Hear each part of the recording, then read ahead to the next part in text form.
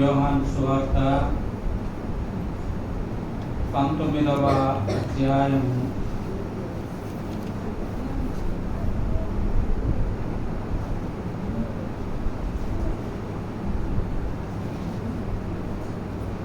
28వ వచనం. అటు తరువాత సమస్తమును అప్పటికి సమాప్తమైనదని యేసు ఎరిగి, లేఖనము నెరవేరునట్లు నేను తప్పికొనుచున్నాను అని. కీర్తన గ్రంథం 22వ అధ్యాయము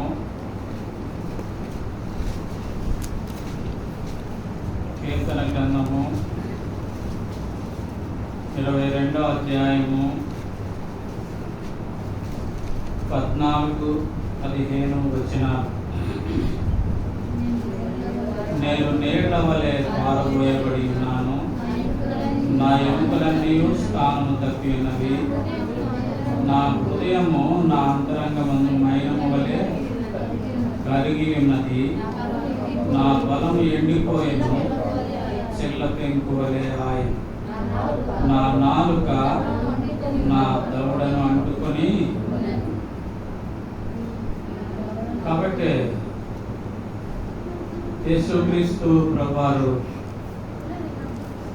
కల్వరి శిలువలో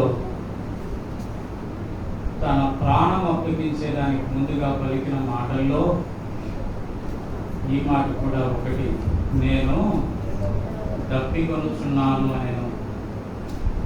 ఈ దప్పికొనుచున్నాను అన్నటువంటి ఆయన గురించి లేఖనం ఏమని వ్రాయబడతా ఉంది అంటే 14వ వచనంలో నేను నీళ్ల వలె పారబోయబడి ఉన్నాను అని అంటా ఉంది. 15వ వచనంలో నా బలం ఎండిపోయెను, చిల్ల పెంకు వలె ఆయను, నా నాలుక నా దవడను అంటుకొని. కాబట్టి నాలుక దవడ అంటుకొనినది అని ఎప్పుడు అంటాం? సహజంగా మనం అట్లాను దవడను అంటుకుందాం, కానీ మన భాషలో నా నాలుక ఎండిపోయింది లేదా పిడసగట్టుకుపోయింది అంటాం. సహజంగా మనకి అలవర్చబడినటువంటి మాటలు అవి. నాలుక ఎండిపోతుంది, పిడసగట్టుకుపోతుంది అంటాం. అంటే శరీరంలో ఉన్నటువంటి నీరు తగ్గిపోయి నాలిక దాని ప్రభావాన్ని చూపిస్తుంది. కాబట్టి ఇక్కడ వ్రాయబడినటువంటి మాట ఎలాంటి మాట అంటే, నా నాలుక నా దవడను అంటుచున్నది అంటే ఎంతగా మానవ శరీరాకారంలో ఉన్నటువంటి ఆ యేసుక్రీస్తు ప్రభువారు దప్పికొన్నాడు అనేది మనకు అర్థమవుతుంది. శరీరంలో ఉన్న రక్తం అంతా కార్చబడటం, ఆ మిట్ట మధ్యాహ్నము వేళ ఆ రీతిగా కల్వరి శిలువలో వేలాడటం, తత్ఫలితంగా శరీరంలో ఉన్నటువంటి నీరంతా కూడా ఆవిరైపోయి ఇంకిపోయి శరీరంలో నీరు లేనటువంటి పరిస్థితికి, ఎండిపోయినటువంటి స్థితికి, నాలిక దవడనంటే పరిస్థితికి కదా. మనం పనులకి వెళ్తాం, పొలంలో పనులు చేస్తూ ఉన్నప్పుడు పని చేసినప్పుడు చెమట కాగి చెమట చిందేటప్పుడు తుడుచుకుంటా ఉంటాం. కొంతసేపు అయ్యేటప్పటికి నాలుక పిడస కట్టుకుపోతా ఉంటాం, ఎండిపోయి. కాబట్టి దాహం అని పక్కన నీరు దగ్గరికి వెళ్ళి తెచ్చుకున్న నీటిని కొంత తాగితేనే తప్ప తిరిగి మన శరీరంలో ఉన్నటువంటి నీటి శాతం సరైతేనే తప్ప మరలా మనము మామూలు మనిషిగా ఉండలేము. ఒకవేళ దాహము గనక మనం తాగకపోతే సొమ్మసిల్లిపోయే వారంగా, మోర్చపోయే వారంగా, అపస్మారక స్థితికి చేరేటటువంటి వారంగా మనం ఉంటాం. కాబట్టి అక్కడ రాయబడతా ఉంది, లేఖనములు నెరవేర్చబడినట్లు ఆయన దప్పికొని ఉన్నాడు. అంటూ అక్కడ ఒక మాట, చక్కని మాట వ్రాస్తాడు. ఏమనంటే చూడండి, అంటూ అక్కడ ఒక చక్కని మాట 28వ వచనంలో, సమస్తమును అప్పటికి సమాప్తమైనదని. కాబట్టి సమస్తము కూడా అంటే తను వచ్చినటువంటి తన పని అంతా కూడా సమాప్తము చేసినట్లుగా మనం చూస్తాం, ముగించినట్లుగా. తను ఏ ఉద్దేశంతో ఈ లోకానికి వచ్చాడో, ఎండిపోయినటువంటి మానవ జీవితాన్ని చిగురించేదాని కొరకై ఆయన ఈ లోకానికి వచ్చినట్లుగా మనం చూస్తాం. అందుకే ఎస్కేల్ గ్రంథంలో మనం చూస్తాం, ఎండిపోయిన ఎముకలారా తిరిగి జీవం పొందుడి అని. కాబట్టి ఎండిపోయిన ఎముక లాంటి మీర జీవితాల్లో తిరిగి ఆయన జీవాన్నిచ్చేదాని కొరకై ఆయన దప్పికొన్నట్లుగా మనం చూస్తాం. దప్పిక నీటి ద్వారా మనము దప్పికని, నీరు అంటే సాంకేతిక నామం, నీరు అంటే ఏంటిది? H2O, హైడ్రోజన్ ఆక్సిజన్ 2 పాళ్ళు, హైడ్రోజన్ 1 పాళ్ళు అయితే ఆక్సిజన్ H2O, హైడ్రోజన్ 2 ఆక్సిజన్. కాబట్టి హైడ్రోజన్ ఆక్సిజన్ కలయిక ద్వారా నీరు ఏర్పడినట్లుగా మనం చూస్తాం. ఆక్సిజన్ అంటే గాలి, జీవం, ఊపిరి కదా. కాబట్టి తిరిగి మనము ఎండిపోయిన ఎముకలాగా ఉన్నటువంటి మన జీవితాల్లో తిరిగి జీవాన్ని ఇచ్చేదాని కొరకై ఆయన దప్పిక ఉన్నట్లుగా, అంటే నేను దప్పిక తీర్చేదాని కొరకై ఆయన దప్పిక ఉన్నట్లుగా మనం చూస్తాం. ఎవరు దప్పికొన్నటువంటి ఆయన ఎవరు అంటే కొన్ని మాటలు ఆయన గురించి చూద్దాం. చూడండి, దప్పికొన్నటువంటి ఆయన ఎవరు అంటే కీర్తన గ్రంథం 104వ అధ్యాయము 5వ వచనం. కీర్తన గ్రంథము 104వ అధ్యాయము 5-6 వచనాలు చదవండి. కీర్తన గ్రంథము 104వ అధ్యాయము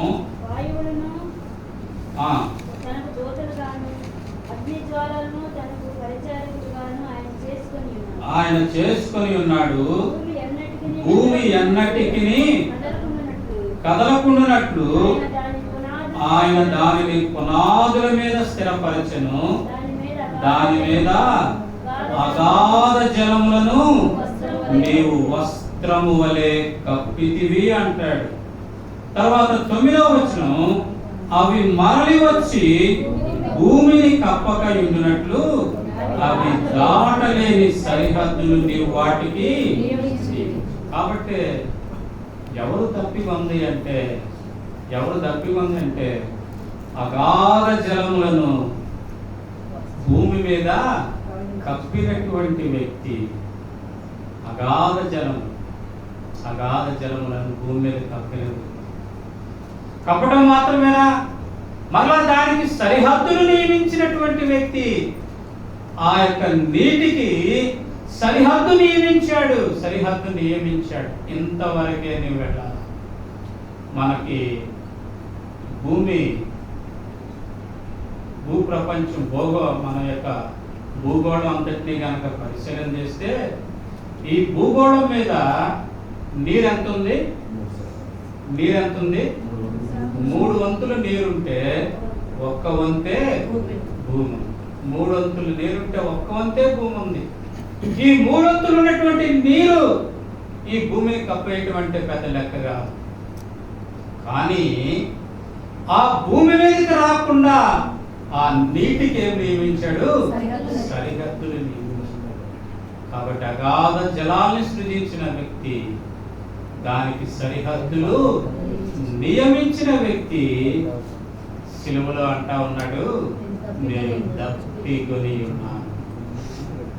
అంత మాత్రమే. మనం గనక ఆదికాండంలో గనక మనం చూస్తే ఆది కాండంలో కనుక మనం చూస్తే మనం చూడండి. ఆది కాండము 1వ అధ్యాయము 9వ వచనం కనుక మనం చూస్తే, దేవుడు ఆకాశము క్రిందనున్న జలములు ఒక చోటనే కూర్చబడి ఆరిన నేల కనబడును గాక అని ఆ ప్రకారం. కాబట్టి ఆయన ఎవరు అంటే జలములలో నుండి ఆరిన నేలను కలుగజేసినటువంటి ఆయన నేను తప్పికొనుచున్నాను. రెండవదిగా కనుక మనం చూస్తే పేతురు రాసిన 2వ పత్రిక 3వ అధ్యాయము, పేతురు రాసిన 2వ పత్రిక 3వ అధ్యాయము 5, 6 వచనాలు. ఏలయనగా పూర్వము నుండి ఆకాశముండెననియు నీళ్లలో నుండి నీళ్ల వలనను సమకూర్చబడిన భూమియు దేవుని వాక్యం వలన కలిగిననియు వారు బుద్ధిపూర్వకంగా మరుతులు ఆ నీళ్ల వలన అప్పుడున్న లోకము నీటి వరదలో మునిగి.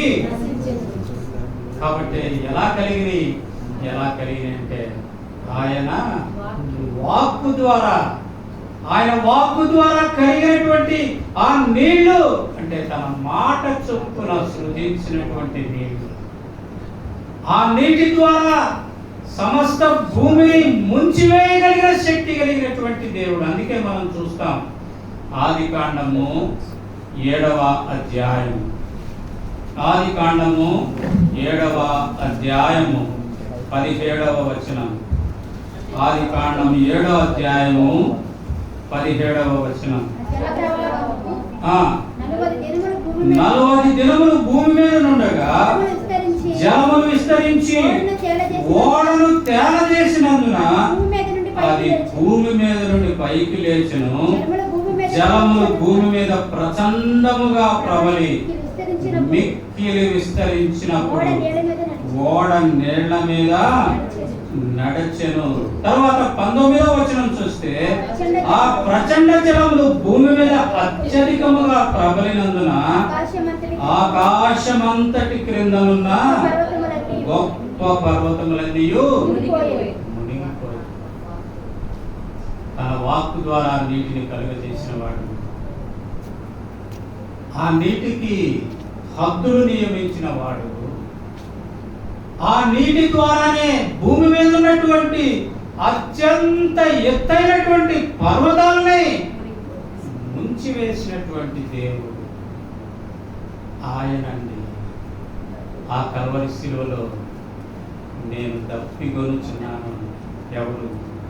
సామాన్యమైన మానవ మాతృడు, సామాన్యమైన వ్యక్తి. సమస్త భూమండలమంతటినీ కూడా, గొప్ప పర్వతాలన్నీ కూడా కనబడకుండా ముంచివేసినటువంటి దేవుడు. అంత మాత్రమేనా? రండి చూద్దాం. కీర్తన గ్రంథము 78వ అధ్యాయము 13వ వచనం. కీర్తన గ్రంథము 78వ అధ్యాయము, ఆయన సముద్రమును పాయలుగా చేసి వారిని అద్దరికి నడిపించాడు. ఆయన నీటిని రాశిగా నిలిపి రాత్రి అంతయు పగటి వేళ మేఘములో నుండి రాత్రి అంతయు అగ్ని ప్రకాశములో నుండి ఆయన వారికి ఎవరు ఆయన అంటే నీటి మధ్యలో ఆరిన నేలను ఏర్పరిచిన నీటి నిర్మాకాండంలో కనుక మనం చూస్తే నీటి మధ్యలో నీటిని అటువైపు ఇటువైపు గోడగా నిలిపి రాశిగా నిలిపి ఆ రెండు రాశుల మధ్య ఆరిన నేలను నిలిపి తన ప్రజలైనటువంటి ఆ ఇశ్రాయేలు ప్రజల్ని ఐగుప్తులో నుండి బయటకు రప్పించినటువంటి దేవుడు. అంత మాత్రమేనా?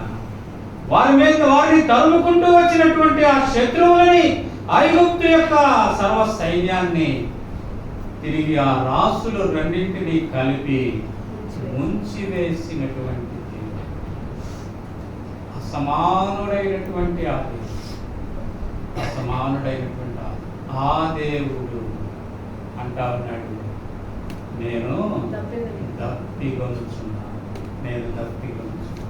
అంత మాత్రమేనా? ఆయన అంత మాత్రమేనా అంటే సామెతల గ్రంథం 30వ అధ్యాయము 4వ వచనం. సామెతల గ్రంథం 30వ అధ్యాయము 4వ వచనం.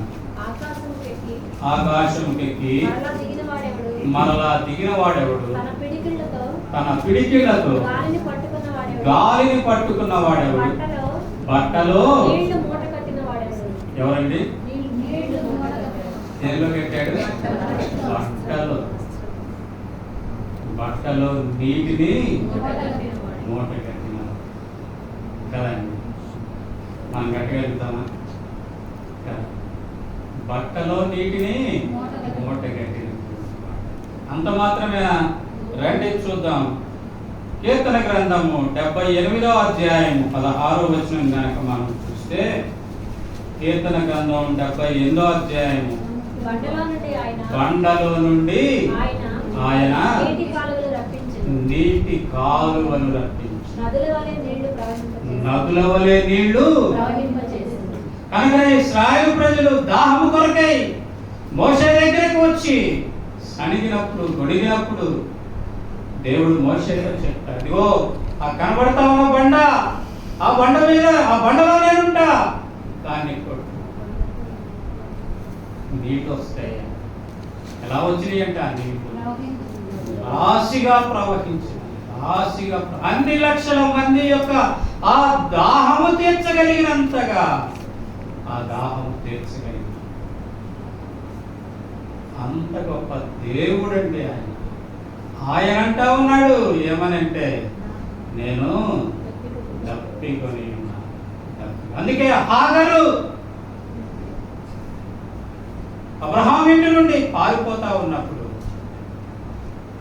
ఆ ఎడారిలో హాగరు బిడ్డ చావు నేను చూడలేను అని ఆ బిడ్డను ప్రకారం పారేసి ఎలుగెత్తి ఏడ్చినప్పుడు దేవుని దూత ప్రత్యక్షమై, హాగరు నీవేం చేస్తా ఉన్నావు, నీవేం చేస్తావు అన్నప్పుడు ఆ యొక్క ఎడారిలో నీటి ఓటను పుట్టించినటువంటి దేవుడు, ఎడారిలో నీటి ఓటను పుట్టించి అలాంటి ఆయన కల్వరి శిలువలో నేను తప్పికొనుచున్నాను అని అంటారు.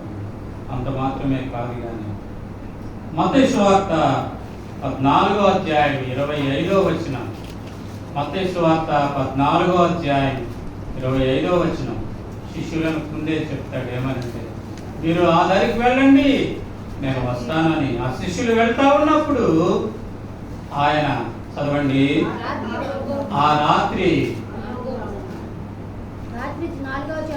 4వ జామున ఆయన సముద్రం మీద నడుచుచు వారి యొద్దకు వచ్చి. ఆయన ఎవరు అంటే నీటి మీద నడిచిన వాడు.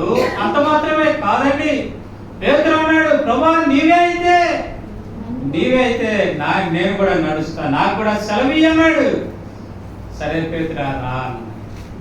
పేతురు కూడా నీటి మీద నడిచే శక్తి ఇచ్చినటువంటి ఆ ప్రభు అండి కల్వరి శిలువలో దప్పికొని ఆ ప్రభు. అంత మాత్రమేనా? ఇంకొకటి చూసి ముందుకు వెళ్ళిపోదాం. అంత మాత్రమేనా? యోహాను సువార్త 2వ అధ్యాయము 9వ వచనం. యోహాను సువార్త 2వ అధ్యాయం 9వ వచనం. ఆ ద్రాక్షారసం ఎక్కడి నుండి వచ్చినది? ఆ నీళ్లు ముంచి తీసిన వారికే తెలిసినది, కానీ హిందూ ప్రధానికి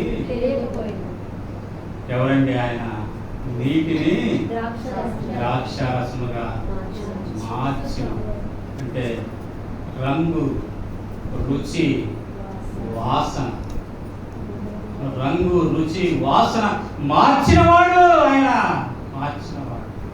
కాబట్టి ఆ యొక్క ద్రాక్షారసము ఎక్కడి నుండి వచ్చిందో ఆ నీళ్లను ఉంచిన వారికే తప్ప విందు ప్రధానికి తెలియలేదు. అందుకే అంటా ఉన్నాడు విందు ప్రధాని ఏమని, ఏమయ్యా నువ్వు,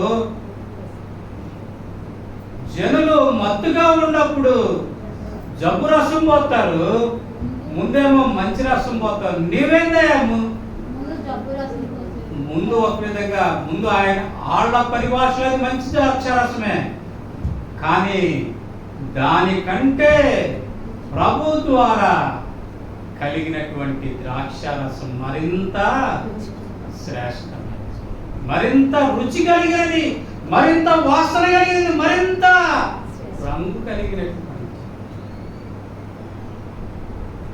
అలాంటి ఆయన కల్వరి శిలువలో నేను తప్పికొని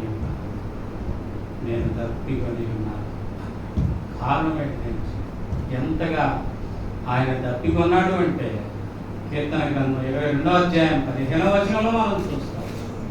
నా నాలుక నా దవడను అంటున్నది, అంతగా తప్పికొన్నాడు, అంతగా తప్పికొన్నాడు. దాని అర్థం ఏంటంటే మొదటిగా ఒకటి లేఖనాలు నెరవేర్చబడాలి, రెండవదిగా ఆయన సంపూర్ణ మానవుడు అనేది మనకు అక్కడ గ్రహించబడతా ఉన్నాం. మానవ శరీరంలో తానున్నాడు అనేది గ్రహించబడతా ఉన్నాం. మూడవదిగా సర్వమానవాళి యొక్క దప్పిక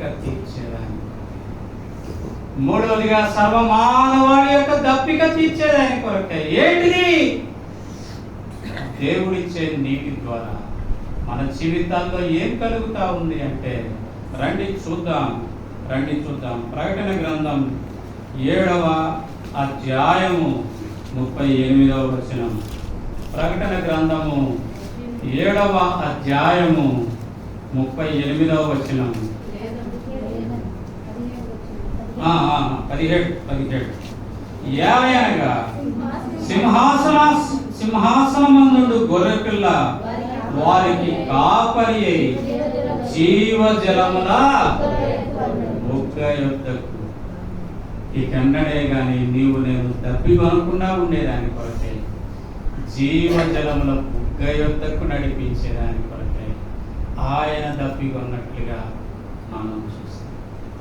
ఆయన తప్పికొన్నాడు. అందుకే మనం చూస్తాం యోహాను సువార్త 4వ అధ్యాయంలో ఆ సమరయ స్త్రీ వచ్చినప్పుడు ప్రభువారు అడుగుతాడు ఏమనంటే, ఆయన అంటా ఉన్నాడు, ప్రభువారు అడుగుతాడు 7వ వచనంలో, సమరయ స్త్రీ ఒకటి నీళ్లు చేదుకొనుటకు అక్కడికి రాగా యేసు నాకు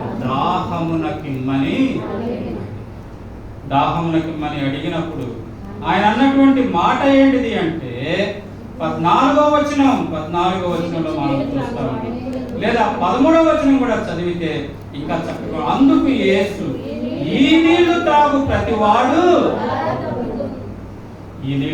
ప్రతివాడు మరలా తప్పికొంటాడు, కానీ నేనిచ్చే నీళ్లు త్రాగేవాడు త్రాగువాడు ఎప్పుడునూ తప్పికొనడు. నేను వానికి ఇచ్చిన నీళ్లు నిత్య జీవములకై వానిలో ఊరడి నీటి బుగ్గగా ఉండునని. కాబట్టి మొదటిగా ఆయన ఇచ్చే నీరు ఏంటిది అంటే రక్షణ, తద్వారా నిత్య జీవానికి వారసత్వం. ఈ నీళ్లు తాగేవాడు మరలా తప్పికొంటాడు. అందుకే డాక్టర్లు చెప్తారు రోజుకొచ్చి 2-3 లీటర్లు తాగాలంటారు కదా, రోజుకొచ్చి 2-3 లీటర్లు తాగాలంటారు.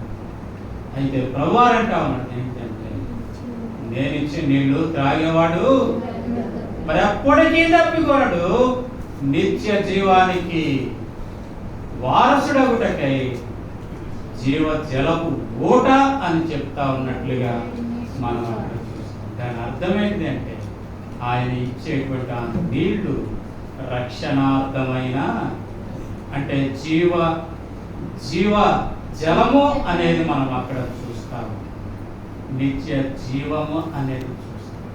కాబట్టి నిత్య జీవానికి నిన్ను నన్ను వారసురాలుగా చేసేదాని కొరకై ఆయన కల్వరి శిలువలో నీ కొరకై నా కొరకై తప్పికొని నాకు రక్షణార్థమైనటువంటి నీటిని అనుగ్రహించినట్లుగా మనం చూస్తాం.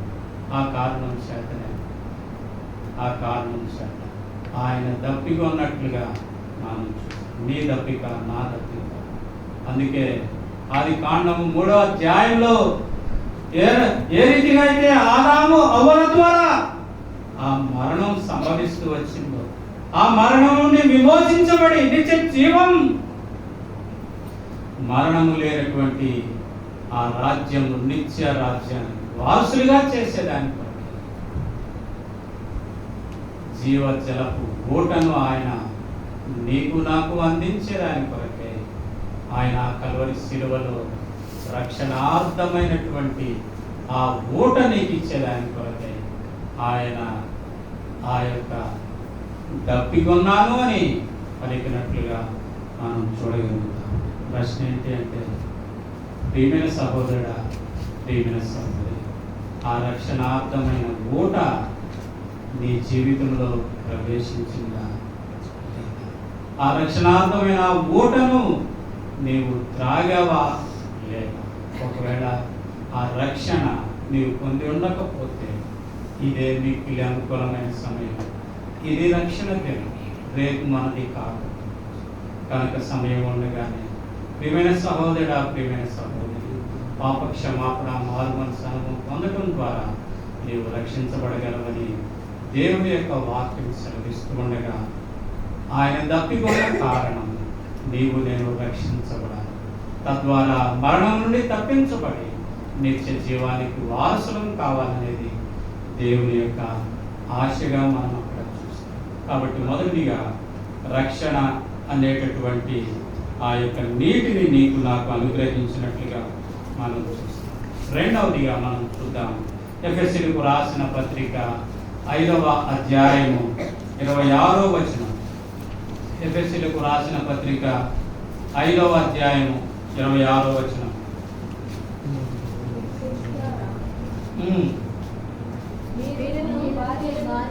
ప్రేమికుడి అటువలే క్రీస్తు కూడా సంఘమును ప్రేమించి అది కళంకమైనను ముడతైనను అట్టిది మరేదైనను లేక అమ్మా పరిశుద్ధమైనది గాను నిర్దోషమైనది గాను మహిమ కలిగిన సంఘము గాను నిలవబెట్టుకొనవలెనని వాక్యముతో ఉదక. కాబట్టి రెండవదిగా ఆయన ఇచ్చిన నీటి ద్వారా మన జీవితాల్లో నుండి కళంకాన్ని, ముడతని, మత్సని, డాగుని కడిగి వేయబడినటువంటి వారనై పవిత్రమైనటువంటి జీవితాన్ని జీవించేదాని కొరకై ఆ నీటితో నిన్ను నన్ను శుభ్రపరిచినట్లుగా మనం అక్కడ చూస్తా ఉన్నాం. కాబట్టి రెండవదిగా పరిశుద్ధమైనటువంటి నీటి, మొదటిది రక్షణార్థమైనటువంటి నీటిని నీకు నాకు ఇచ్చేదాని కొరకు, రెండవదిగా పరిశుద్ధమైనటువంటి నీటిని నీకు నాకు ఇచ్చి నీలో నాలో ఉన్నటువంటి ఆ కళంకము, ముడత, మచ్చ, డాగు మరి ఏదైనా సరే వాటన్నిటినీ కడిగి వేసి ఆయన ఎదుట నిర్దోషులముగా నిన్ను నన్ను నిలవబెట్టుకోవాలనే ఆయన కల్వరి శిలువలో దప్పికొన్నట్లుగా మనం చూస్తాం. ఆయన కల్వరి శిలువలో దప్పికొన్నట్లుగా. మూడవదిగా చూద్దాం రండి, క్లుప్తముగా ముగించేస్తాను. కీర్తన గ్రంథం 36వ అధ్యాయం 8వ వచనం. కీర్తన గ్రంథము 36వ అధ్యాయము 8వ వచనం. మందిరము యొక్క సమృద్ధి వలన సంతృష్టి నొందుచున్నారు, నీ ఆనంద ప్రవాహములోనిది నీవు వారికి త్రాగించుచున్నావు. నీ ఆనంద ప్రవాహం. మూడవదిగా నీ జీవితంలో ఆనందము, నీ జీవితంలో సంతోషము అనేటటువంటి నీటినిచ్చేదాని కొరకై ఆయన తప్పికొన్నట్లుగా మనం. అందుకే ఫిలిప్పీలకు రాసినటువంటి పత్రిక 4వ అధ్యాయంలో మనం చూస్తాం. ఆనందించుడి, మరలా చెప్పుదును ఆనందించుడి అంటారు. కనుక మన జీవితంలో ఏ కష్టం, ఏ నష్టం, ఏ శ్రమ, ఏ బాధ, ఏ వేదన, ఏ కన్నీరు, ఏ కృంగిదల మన జీవితాన్ని ఆవరించి ఉంటా ఉందో, ఆ పరిస్థితిలో నుండి నన్ను లేవనెత్తి నీ జీవితంలో తిరిగి ఆనందం, నీ జీవితంలో తిరిగి సంతోషం అనుగ్రహించేదాని కొరకే ఆ ప్రభు దప్పికొన్నట్లుగా మనం చూస్తాం. తద్వారా నీకు ఆనంద ప్రవాహాన్ని ఇచ్చి ఆ ఆనంద ప్రవాహంలోనిది నీకు తాగింప చేస్తా ఉన్నట్లుగా మనం అక్కడ చూస్తాం. 4వదిగా మనం చూద్దాం రండి. 4వదిగా మనం చూద్దాం యోహాను సువార్త 4వదిగా 20 కీర్తన గ్రంథం 23వ అధ్యాయము 2వ వచనం. కీర్తన గ్రంథము పచ్చిక గల చోట్లను ఆయన నన్ను పరుండ చేయుచున్నాడు, శాంతికరమైన జలముల యొద్ద నన్ను నడిపింది. 4వదిగా ఏంటిది అంటే ఆయన శాంతి అనేటటువంటి జలాన్ని, శాంతికరమైన జలములు. ఎక్కడ శాంతి కలిగి ఉన్నాము, ఎక్కడ నెమ్మది లేకుండా ఉంటా ఉన్నాము, ఎక్కడ కలవరం కలిగించే పరిస్థితి. అందుకే అంటాడు కలవరపడవద్దు అంటాడు, కలవరపడవద్దు అంటాడు. అందుకే మనం చూస్తాం ఈ యొక్క యోహాను సువార్తలోనే బహుశా 17వ అధ్యాయం అనుకుంటా, అక్కడ వ్రాయబడతా ఉంటుంది, నా శాంతిని మీకు అనుగ్రహించి వెళ్ళుచున్నాను అంటాడు కదండి. అది ఎక్కడండి? 14వ అధ్యాయం 27వ. శాంతి మీకు అనుగ్రహించి వెళ్ళుచున్నాను, నా శాంతినే మీకు అనుగ్రహించుతున్నాను, లోకము ఇచ్చినట్లుగా నేను మీకు అనుగ్రహించలేదు, మీ హృదయములు కలవరపడని ఎప్పుడు. కాబట్టి కంటా ఉన్న ఒక ప్రాముఖ్యమైన మాట ఏంటంటే లోకం ఇచ్చినట్లుగా నేను ఈ పిల్ల, లోకం ఇచ్చింది లోకం ఇస్తుంది, మరలా కొద్దిసేపటికి దప్పిక అవుతుంది, మరలా కొద్దిసేపటికి దప్పిక అవుతుంది. అయితే ప్రభు అంటున్నాడు, నా శాంతి, నా జలము నేను నీకు ఇస్తాను, నేను ఇస్తాను, నేను నీకు ఇస్తాను. కాబట్టి కలవరపడవద్దు, గర్వవద్దు అంటారు, కలవరపడవద్దు. కనుక ప్రియమైన సహోదరుడా, ప్రియమైన సహోదరు, ఏ కలవరం, ఏ దిగులు, ఏ విచారం ఒకవేళ నీ జీవితాన్ని ఆవరించున్నాయో, తద్వారా ప్రభుకి దూరమైన పరిస్థితి ఉంటా ఉందో, ప్రేమ కలిగినటువంటి ఆ ప్రభు చెప్తాను, నా శాంతిని మీకు అనుగ్రహిస్తాను, నా శాంతిని. రండి ఆయన దగ్గరికి వస్తే, అందుకే ఆయన పిలుస్తా ఉన్నాడు, ప్రయాసపడి భారం మోసుకుంటున్న సమస్త జనులారా నా యొద్దకు రండి, నేను మీకు విశ్రాంతి, శాంతిని ఇస్తాను. నా యొద్దకు ప్రభు పిలుస్తుండగా, ప్రభు పిలుస్తుండగా ఆయన దగ్గరికి వద్దామా, ఆయన చెంతకు వద్దామా, ఆయన సన్నిధికి వద్దామా? ఒకవేళ కలవరంతో, దిగులుతో ఆయన సన్నిధికి దూరమై ఉన్నావేమో, ఆయన సన్నిధికి రాలేని పరిస్థితిలో ఉంటా ఉన్నావేమో, ఆయన సన్నిధి వైపు చూడాలంటేనే ఇష్టం కాని స్థితి ఉందేమో. ప్రియమైన సహోదరుడా, ప్రియమైన సహోదరు, ప్రభు పిలుస్తా ఉన్నాడు, ప్రభు పిలుస్తా, ప్రభు పిలుస్తా. రండి 5వదిగా చూసి ముగించుకుందాం, 5వదిగా చూసి ముగించుకుందాం. ప్రకటన గ్రంథం 7వ అధ్యాయము, ప్రకటన గ్రంథం బహుశా 17వ అధ్యాయమా కాదు, ప్రకటన గ్రంథము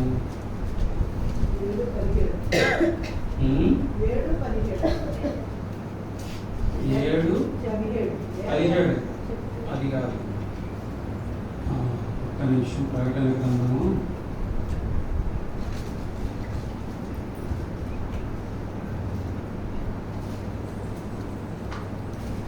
ప్రకటన గ్రంథము 22వ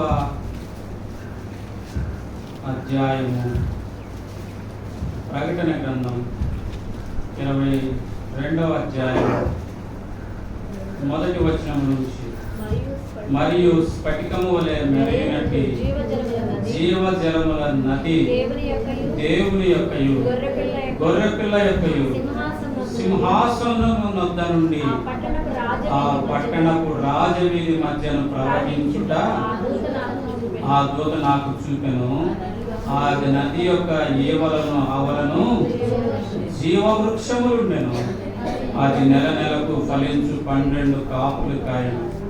ఆ వృక్షం యొక్క ఆకులు జనములను స్వస్థపరచుటకై వినియోగించు. కాబట్టి అక్కడ వ్రాయబడతా ఉంది 3వ వచనం, ఇక మీదట శాపగ్రస్తమైనదేది దానిలో ఉండదు. దేవుని యొక్కయు గొర్రెపిల్ల యొక్కయు సింహాసనము దానిలో. కాబట్టి ఇక్కడ మనం చూస్తా ఉన్నది ఏంటంటే జీవ జలముల నది. ఈ జీవ జలముల నది ఆ పట్టణము మధ్యగా ప్రవహిస్తూ ఉండగా దానికి ఇరువైపులా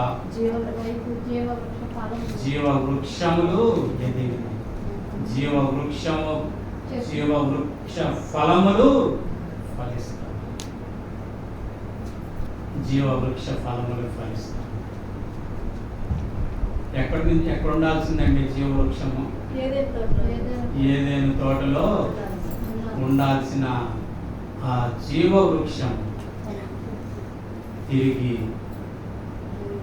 నీకు నాకు చేరువ చేసేదాని కొరకే, ఆ జీవ జలము ద్వారా అది ఎదిగి ఫలాలు ఫలించేదాని కొరకే ప్రభు నిన్ను నన్ను సిద్ధపరుస్తూ ఉన్నట్లుగా మనం చూస్తాం.